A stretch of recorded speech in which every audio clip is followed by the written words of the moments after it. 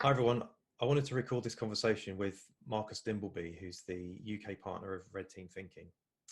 Red Team Thinking is a set of cognitive tools and communication protocols that really support the kind of teaching that I've been doing on OODA loop, situational awareness, and mission command. So I wanted to dig in with Marcus what he thinks the overlaps of these sets of tools are, and we'll talk about what Red Team Thinking is. So Marcus, over to you. Great. Hi, Ben. Thanks for the conversation today. Always a pleasure. And yeah, it's been fascinating watching the work you've been doing with the sort of situational awareness, mission command, and the OODA loop and the growth of that. And as you rightly say, Red Team Thinking is one of these enablers that supports all of those elements and entities. And what we say when we're sort of teaching this and discussing this with clients is Red Team Thinking isn't a set of procedures and processes that people follow off the shelf. It's not a cookie cutter consultancy approach. What this is an enabler for all of the other things that exist out there. So, while you're understanding mission command and while you're doing your strategic planning, if you apply the concepts of Red Team Thinking, and we'll go over those shortly, then that's going to allow your outcome to be far more, likely to succeed and increase the capabilities of that. So what is Red Team Thinking? As you said, it's one of these sort of capabilities that allows us to understand our human psychology. How are we impacted by the biases and heuristics that we're all exposed to? If you've got a brain, you're exposed to these. Don't deny that you're not, because again, you're kidding yourself. And it's how you understand those and how you see that they are blocking you or forcing you down a certain direction because of the way you're thinking. And there's lots of research and studies being done on this, especially by Dr. Daniel Kahneman, and looking into the work he's done. And really, once you can understand that and expose that, it's then using the tools and techniques that Red Team Thinking have within their toolkit, how you can then enable those things to change. And also, how do you source the wisdom of the crowd? Because there's so much going on nowadays with, bringing in consultancies and paying other people far more than we pay our own people sometimes to do this work for us, when there's no need. You've got the immense amount of brain power at your fingertips in most organizations, and it's just not being enabled to be as capable as it could be. So how do you unleash that capability using these tools and techniques alongside the processes that you're already having in place? Yeah.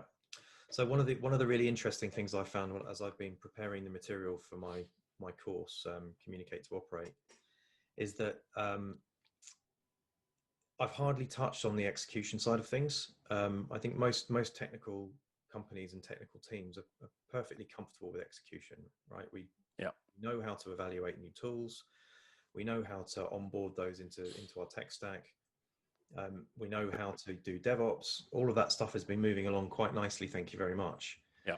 The problem has come, I think, in that all of those new tools have enabled a lot more systematic complexity to come in. So, you can deliver things so much more quickly now.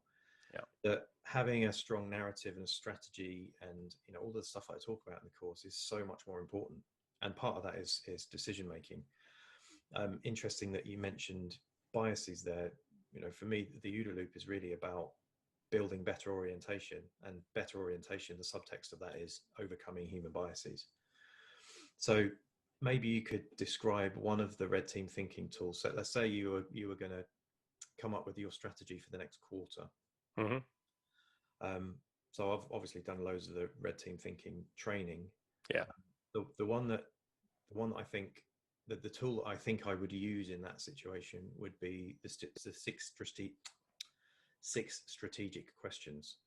So maybe you could just talk us through how that would fit in the context of setting a strategy, and how you would then use that structure that you build to be able to enable the operational side of yeah, absolutely. Yeah, our tongue twisting toolkit that we have cleverly worded to catch people out. No, it's very true. And as you said, the execution thing seems to be understood and working, but by, as you said, its nature of its complexity that it's creating, it's backing up into the sort of strategic and the operational side as well. And organizations tend to focus on what's going wrong in execution and all of the elements within the execution. If you think about the why and the what is the upfront piece of strategy and operation, and then obviously the how is downrange. And they tend to look in the downrange piece for the areas where things are going wrong. When actually, when we've done the investigation and the deep dive, you see that the problems are actually surfacing back in the operational strategic area sections, and then they get handed off in these plants. Yeah, and invariably what happens is... it's a bit like the fable of the guy who's lost his car keys in the dark and he's looking under the lamppost because that's where the light is. He doesn't actually that's where the light is. Yeah, but that's where the light is. Spot on. And then, so what we found is by helping organizations reflect and review their strategies or their plans, or even indeed before they write them, incorporate some of these techniques, it allows that strategy to be pressure tested. And the whole point of the red team thinking concept is it doesn't make a better plan. It makes your existing plan better. And that's very different, because a lot of executives fear this sort of concept of red teaming thinking. It's going to expose their plan as a weak thing and, dispel their capabilities. Where actually what it does is take that plan apart section by section, dissect it into the different areas, and exactly what you talked about, the 6 strategic questions, really goes to the root of, your vision, your cause, your outcomes you're trying to achieve. And it starts off with what is the problem you're trying to solve? Because execution starts off so well because people solutionize very quickly and start building product X or Y, something shiny normally, and something's the latest trend on Harvard Business Review articles. But then when you start to look at why we're building that and what problem it's actually trying to solve or which customer requirement there is, there's no answer. And as great as that product may be, very quickly it's going to derail. And even if it's amazing and you build it and it's phenomenal, nobody uses it, or it doesn't surface the demand that's there. Yeah, 100%. And that, I think that's, asking what problem is you're trying to solve is so important. I've been in so many situations, especially in sort of high growth tech companies, right? We're so keen to dive into the execution. We think we need to move as quickly as possible, which is, just true, right? You need to get your ideas to the market as quickly as you can. Yeah. But the problem is that we forget to ask why, and we forget to make that clear. So when you inevitably come into contact with reality and things start to get derailed, you don't have that why to fall back on. And I think this is the really key kind of contribution, which is why I wanted to kind of make this link between situational awareness and mission command. Is, situational awareness is building a better picture of the reality. And I think that's one thing that's red team thinking is absolutely excellent for. It gets everyone's perspective. You're never going to have a completely shared model of the world, because if you had a completely accurate map, you would actually be standing on the ground that the map denoted. So situational awareness is about building that better model of the world, which red team thinking really helps with. And then mission command is about setting that why. What is the mission that we're actually doing? So that's sort of 6 strategic questions. That's the reason why I thought of that one first. So what would be the next sort of step after you've figured out what the problem that you're trying to solve is? Yes, obviously you assess what that problem is, and while you're asking that question, you're going to find out there are many other problems as well. So again, it's a second iteration of, is it the right problem? Yeah. Because again, you may come up with multiple problems and you may try to go after them. And again, like with strategy is about making choices. There's no way that any of us can go after all the problems due to a lack of resources, funding, capability, etc. We have to make strategic choices and go after what we believe to be the problem or the main issue. So that second question is that the right problem? Is this that second checkpoint to go, okay, we don't dive straight into the first problem we think of, we check ourselves, identify and analyze all the other problems, and then we make that decision again. So that's taken us into question 3, which is... Let me just stop you there, because I just sort of, in the tech world, that is so prevalent. You identify the very, very thin surface layer of, right, we think this is the problem. And then off we go. And it might be, a good example might be, we've got this feature that everyone's really unhappy about. And it's like, the immediate answer to that is, okay, well, what do people want? What's the most, what are most people asking for? Let's build that.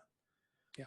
And actually, if you took a little bit of a step back, and I think this is where detachment comes in, is it the right question? Is, one of the books I reference in the course is Extreme Ownership by Jocko Willing. And he's always talking about detachment, right? You have to step back, lift your eyes above the point immediately in front of you and look at the landscape. And when you look at the landscape, you might actually think, well, you know what, this was a badly thought out feature in the first place. It's not in line with what we want to do. Correct. And I've worked in so many companies that have just taken the next thing that comes along and take that immediate thing, you just start building it. And it's not until 3 months down the line and, you know, $100,000 spent that you realize, oh, actually, that wasn't really the right thing to build anyway. So exactly. Question 3. And that's done because of the pace and the pressure that people under. Most organizations are under the cosh, and the number one metric is efficiency and to go faster. Yeah. And, you know, Daniel Kahneman talks about this. He the question, what's the first thing that companies should do to prevent this problem? And his answer is slow down. And that's one of my mantras, is slow down to speed up. And if you can't slow down, detach yourself and step back. And I'm reading Meditations by Marcus Aurelius at the moment. And he said, you know, everything you hear is an opinion. Everything you see is a perception. So how do you change those opinions to facts and perceptions to truths? You can't do that if you're at breakneck speed, heads down, chasing the problem. You've got to step back, detach yourself from it, and do the analysis and look around. And that's how you get the situational awareness. Yeah. And it's also you bring in everyone else's perspective as well, right? Absolutely. If there's this kind of subconscious, you know, faster, we must get this thing done. Yeah. The natural kind of consequence of that is, well, don't bother me with this detail that's inconvenient. We just need to get this done. Yeah, the pressure to do that. And if you can't have, and this is where the group thing comes in as well, everyone's aligned to that pressure. And if you can't be the devil's advocate, you know, the second thing Kahneman says is protect your dissenters. You know, they're the people who care and want to make a change for the better. And therefore, if they're challenging and slowing you down, they're not slowing you down with the intent to break. They're slowing you down with the intent to stop you going off a cliff. Yeah. And that's really important. And this is what the questions help you. So the third question is then, by choosing this problem and going after it, what are we choosing not to do? Yep. And this is very important, as you highlighted in the tech world. You know, there are a list of problems. And what tends to happen if you don't be clear of what you're going after and what you're not, there will be an expectation as you start going after the right problem and you do it well. Oh, these guys have got capacity and bandwidth, give them some more. So you get scope and mission creep, you get loaded up, and then things start going wrong. Yep. And they wonder why. Well, you wonder why because you've given me more excess work. But so by stating, we have problems A, B, C. We are focusing on problem A. We are highly aware of B and C and they exist and we're monitoring them. And if they become a bigger problem, we'll pivot across to them. Yeah. And here's our plan to do that. But we are not physically going to spend, and this is now strategic as well, we're talking about, you know, we are not going to spend time, effort, money, people, resource on problem C right now because problem A is a priority. And by clearly stipulating that, you set an expectation with the executive. So when they get the report that says, hey, team A is smashing this, they're delivering problem A out of the ballpark, and some wise executive goes, right, let's give them B and C to do, someone will stop them and go, hang on a minute, remember when they briefed us, they said they can't do that because of the impact on A. So do we want to derail A now when it's going well, or do we expect that to happen as their plan is, you know, manifesting? So it's really important. And it goes back to that again, detachment. People are stepping back and looking at this from a different lens. Yeah. So that's your first 3 questions that sets the scene of problem understanding. Yeah. So the couple of things I wanted to riff on there. So looking at things through different lenses, you know, Boyd, who, you know, essentially is my idol when it comes to this kind of thing, is, you know, he wrote this paper, Destruction and Creation, in 1976. You know, 6 pages of absolute genius.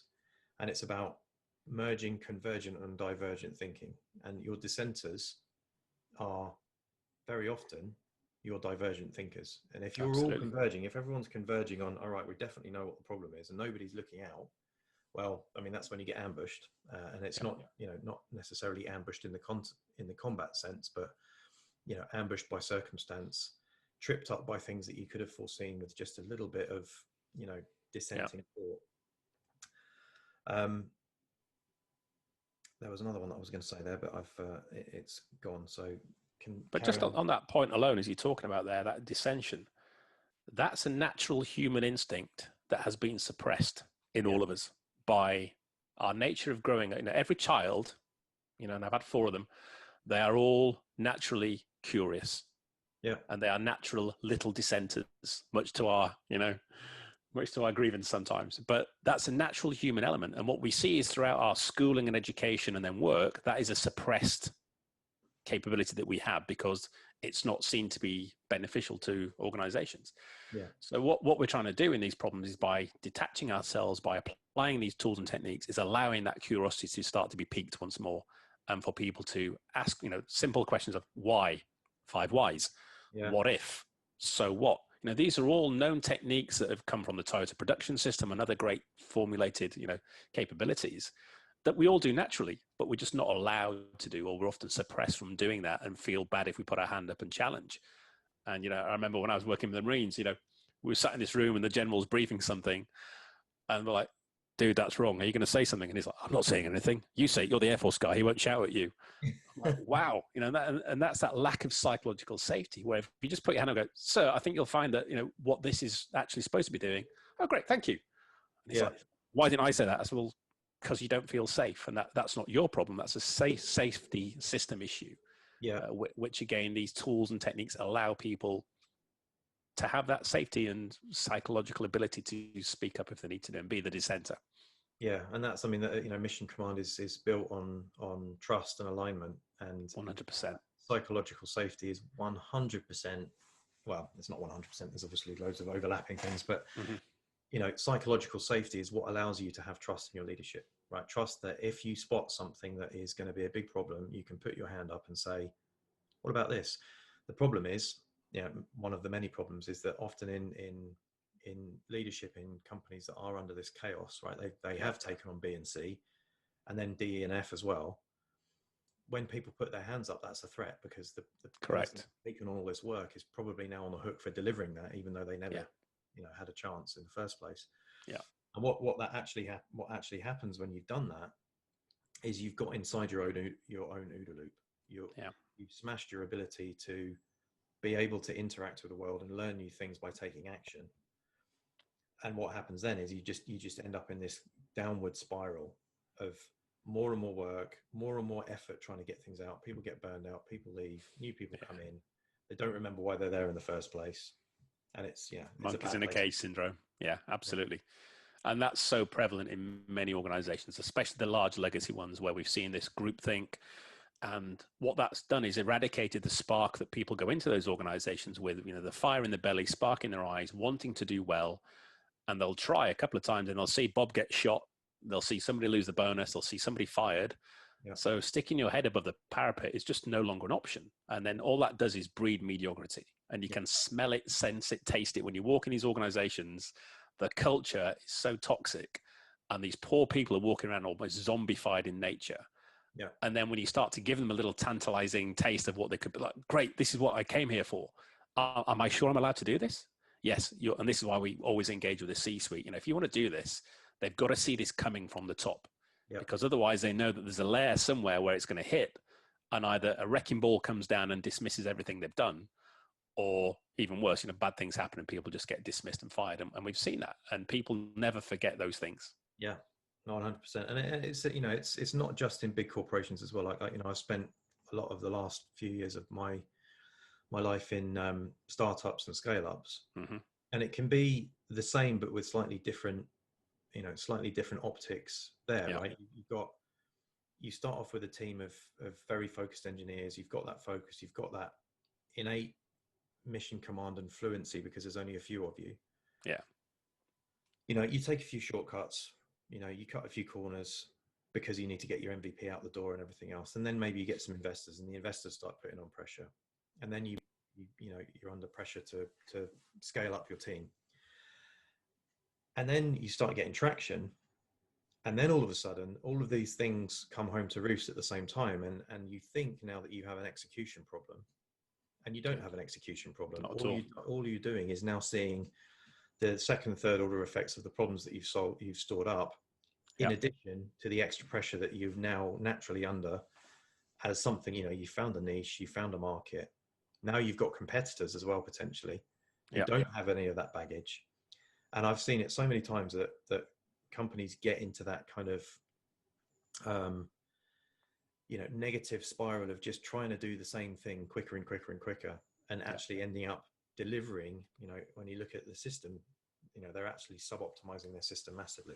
Yeah, and that's one of the reasons why I really, really enjoyed the red team thinking tools, because I could just see so many applications of like, oh, this is part of the system. It's not, you know, we'll go into what that's it, ego and things in a minute, but you know, if you just had this as part of an augmentation for how you do things, an augmentation of your operating system, you can just nip all of that crap in the bud and let people flourish in the way that they're, you know, designed to. Yeah, absolutely. And that's why we've sort of evolved from red teaming, which is where you have a core red team. So, you know, a group of individuals who are the red teamers who do red teaming, but that's a very thin slice across an organization's capabilities. Whereas we'd rather have the red team thinking concept where everybody has the ability, as you said, this, and it just becomes a default capability. It's not a process you pull off the shelf. It's a practice that you have by muscle memory. So any problem you're facing, you'll switch your, all right, let's apply the 6 questions to this. Let's do the assumptions challenge. And we were working with a client recently. We'd done 3 sessions with them on a specific strategy.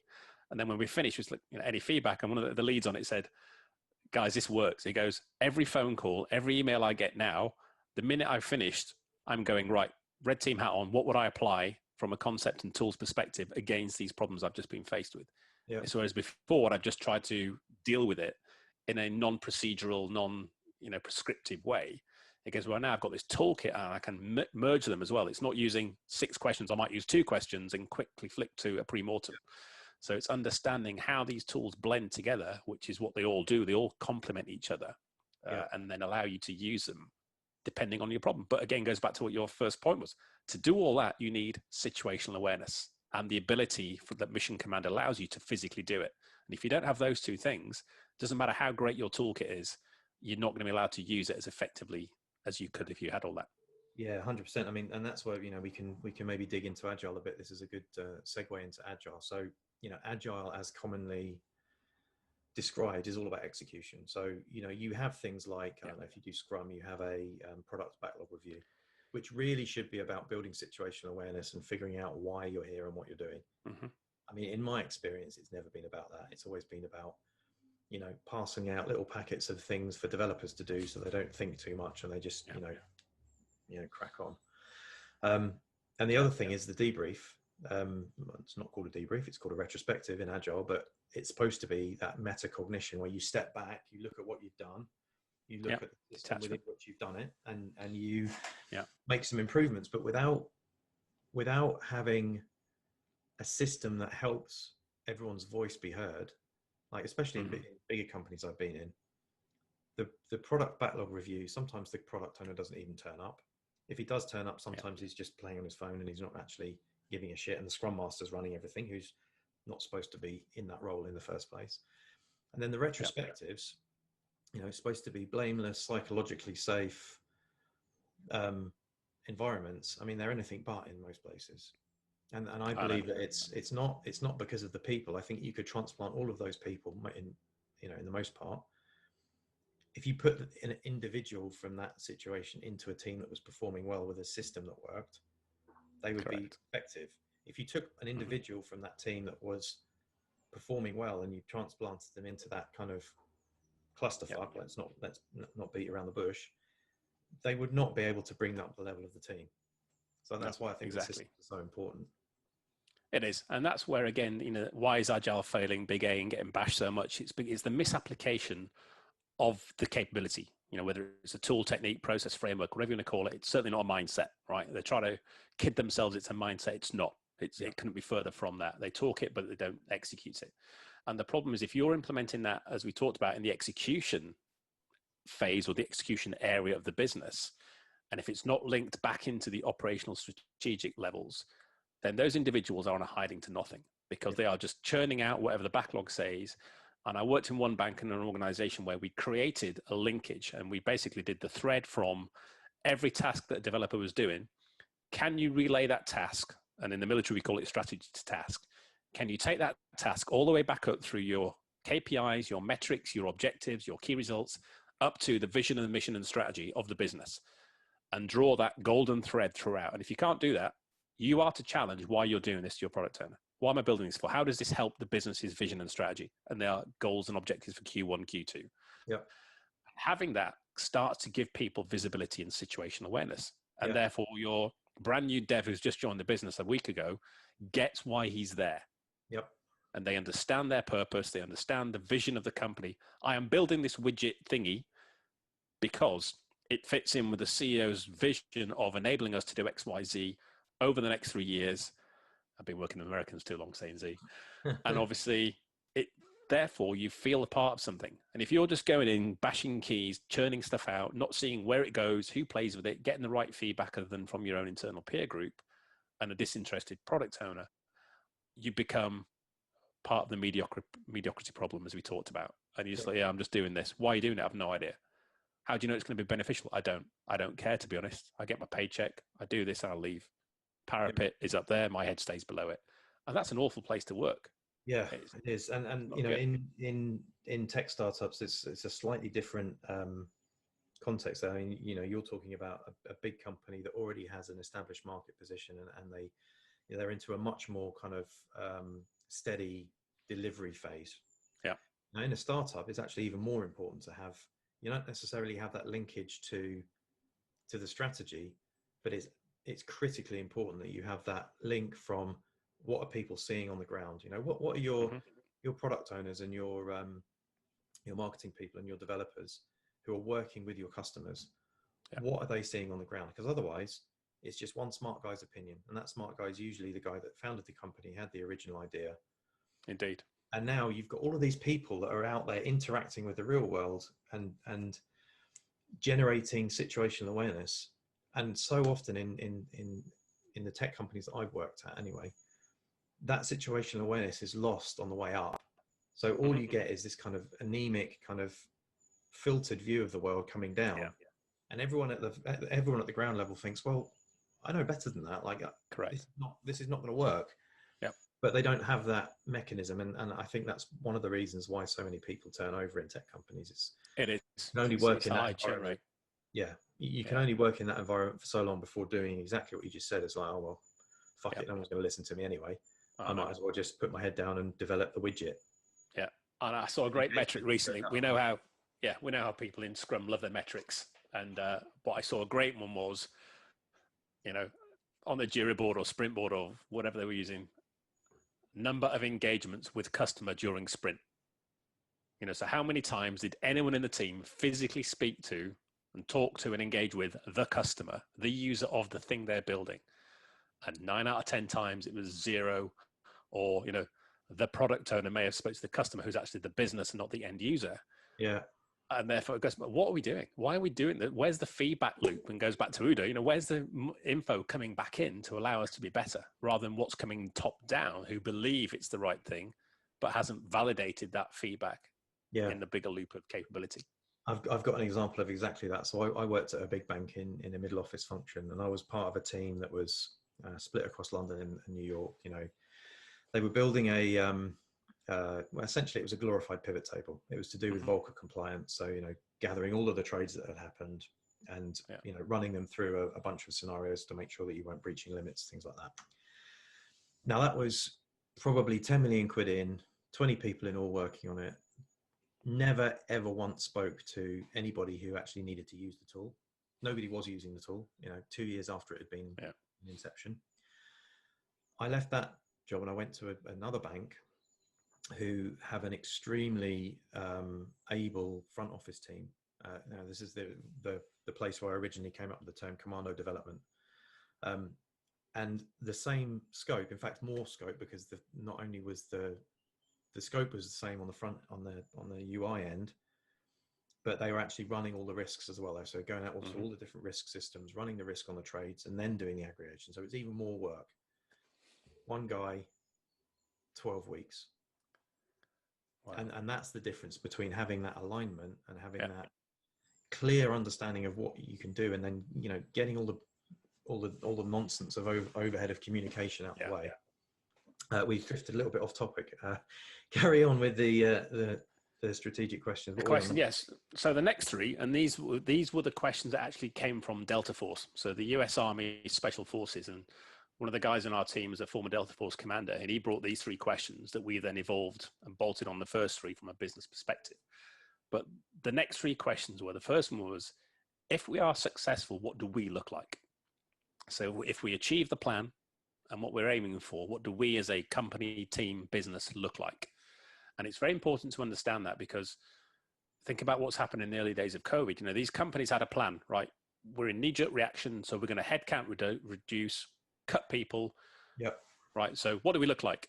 yes, we look successful from that perspective, but what do we look like? You look like callous, cold-hearted heartless bastards who've just cut people because you've got a problem. So it's really clear to understand what success might look like from a different lens. And it goes back to that detachment of, yes, the CEO thinks this, but someone goes, but what if this happens? Oh yeah, we didn't think of that. So that's what's making you think of these different channels that could go down these different avenues. Yep. So then the next question is, what do our competitors look like? Or, depending on who you're facing, what does our team, if we're doing something against the workforce, so it's the customer or whoever you're going to impact with your decision, and what do they look like? So what we think might be great for us actually might not be as great for the customer. It goes back to what we were just talking about. And if you're not engaging with that customer, and we were talking recently about the cars, and all these car companies want to return to full scale operations and get back out building cars. Well, that's great.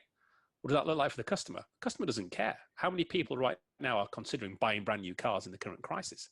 So what success for you looks like actually looks like a car park full of brand new cars you can't sell, and a customer who's now going to rub his hands and cut your discount prices, leave them lower.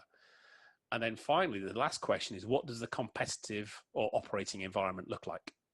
Yeah. So by doing what you're doing, how is that going to shift the environment itself? And especially nowadays, when you're looking at the socio-economic expectations of a company, are you doing the right thing ethically? Yeah. Versus just financially? So understanding those three sector areas, so yourself, those you're impacting, customer, competitor, or workforce, and then the environment or the competitive environment you're working in, just starts to paint this holistic picture that people don't consider. You mentioned it, there's this very myopic view by most executives that here's what we need to do, here's how we need to do it, get on with it. Yep. Okay, what's the domino effect? What's the topple order and second, third, fourth order impacts that you're not considering? Yeah. And that's one of the many of the tools we have, something called the Swan Dive, which is a sort of extended what if, alternative futures analysis, playing devil's advocate, all of these things that then trigger all of those subsequent effects that you don't consider when your head's down trying to deliver. Yeah. Yeah. That is square in OODA loop territory, right? That's everything you absolutely just about is orientation, right? It's orientation beyond the immediate, what am I working on right now? It's, as you said, the second, third order effects. Understanding the ecosystem that you're in, understanding the effect of, the knock-on of the potential knock-on effects, because we're in a complex environment most of the time. Right. We can't predict with certainty, but what we can do is we can project. So situational awareness, some really interesting research. Actually, I don't think I shared the bits that I put in my slide, but the US Air Force. The overlaps between situational awareness and the OODA loop are really, really stark, even though I don't believe there's a huge amount of interaction between Boyd and the people doing the research. But I split situational awareness into perception. My mind's gone blank. So there's three stages. Mm-hmm. First you perceive, then you process, and then you project. Yeah. And the last three questions that you've just mentioned are about projection, right? Projection into the future, right? We do this. Absolutely. What are we optimizing, pessimizing? I don't know where this question came from, but this isn't part of the 6 strategic questions, but a question I like to ask quite often is, what's the one thing that we could do that would make the most other stuff either irrelevant or unnecessary? Mm-hmm. And that's that level of strategic thought, and thinking through, the knock-on effects. And I don't see there isn't a that I'm aware of in agile or any of the kind of commonly accepted software development methodologies. There's not really a way of doing that.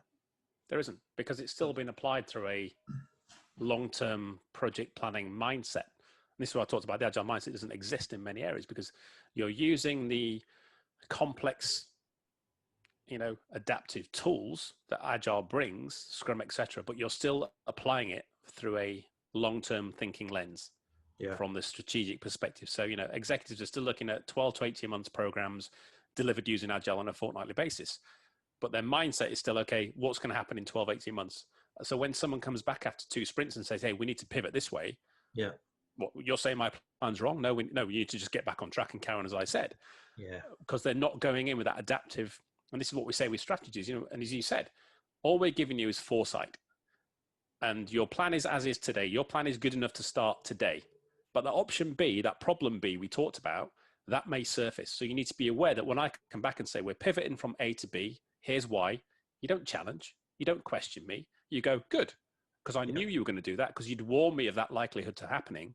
And I've got metrics showing me that, those sign markers A, B, C, okay, we're going down the correct plan, but A and B are now flashing, right? We need to do something.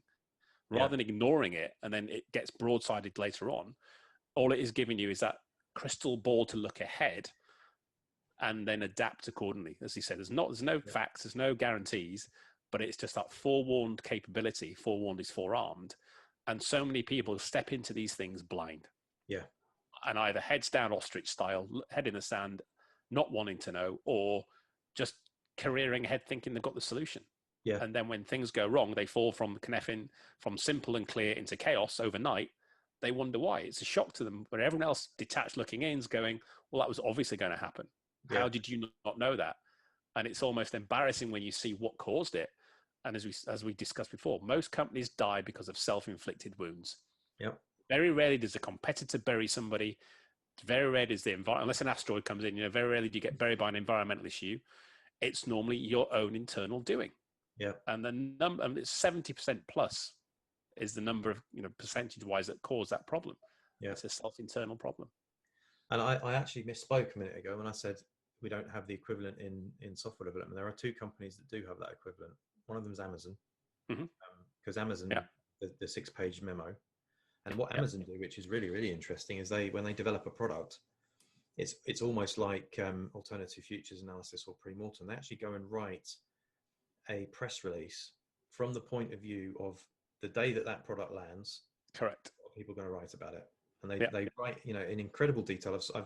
They were doing this when I was working with them in the NHS, and absolutely fantastic. And you could tell all of the Amazon folks were like, great, this tells us what our roadmap looks like. Yeah. And then when they shared that with people that weren't culturally aligned with that, it was crickets, and you could just see them go like, oh shit, this is never going to work, is it? Absolutely. And that's a great story. Yeah. Lo and behold, they're natural. Go on, sorry.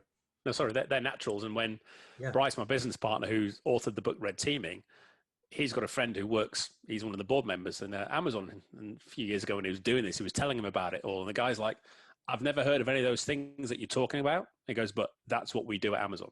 Yeah. They are default red teamers. And we see this in certain organizations and companies. You see they are default red teamers. Yeah. And I said it earlier, that's because we're born that way. Yeah. All it is, it's been suppressed. We are all naturally curious, ask why, challenge, and think differently. Yeah. And if you're still seeing that in a group or an organization or a board, they're the ones, that diversity of thought that these companies have, they're the ones that stand out. And obviously Amazon's a prime example of that. Yeah. And the other company that I think does this really well, and I've documented how to do it, is Basecamp. So I had a conversation with another former bootneck Royal Marine for the non-military folks listening, called Paul Lacey, who's the head of product at a fintech startup, and he uses the shape up methodology. Yeah. And that is exactly the same, right? They do it. You treat a product iteration instead of a sprint. It's a bet. It has a limited downside. It's exactly like a financial option. Limited downside, potentially unlimited upside, because you think you're tackling something that's worth doing. But before you tackle it, you scope it. You scope, what's the impact of this? What are we choosing not to do? It's very, very like red team thinking, and the structure of it. I'm going to be covering this in detail in the course. The structure of it is actually really similar to the orders process as well. So situation, mission, execution, they all have direct correlations with this shape up methodology. Yeah. So, I mean, those two examples, Basecamp is obviously an incredibly profitable company. They just launched a new email service that they built with a very small team that became incredibly successful. And obviously Amazon is an absolute behemoth of, beast. Without a doubt. And they have simple, easy to follow tools that lead to complex outcomes. And I think that's, and there are many more out there. Many more out there. Yeah. I've been following Gymshark and the rise of that capability and how they're structured, and from a strategic perspective down to coal-face delivery. And it's all applying these concepts and principles of, elaborative thinking and challenge to their own ways of thinking. And that's what gets you ahead of the market and keeps you strong in the competition. Yeah, brilliant. Well, I think that's an excellent place to leave it. Cool. Thank you very much, Marcus. I'm going to Oh, stop. thanks, Ben. Always good to chat, mate.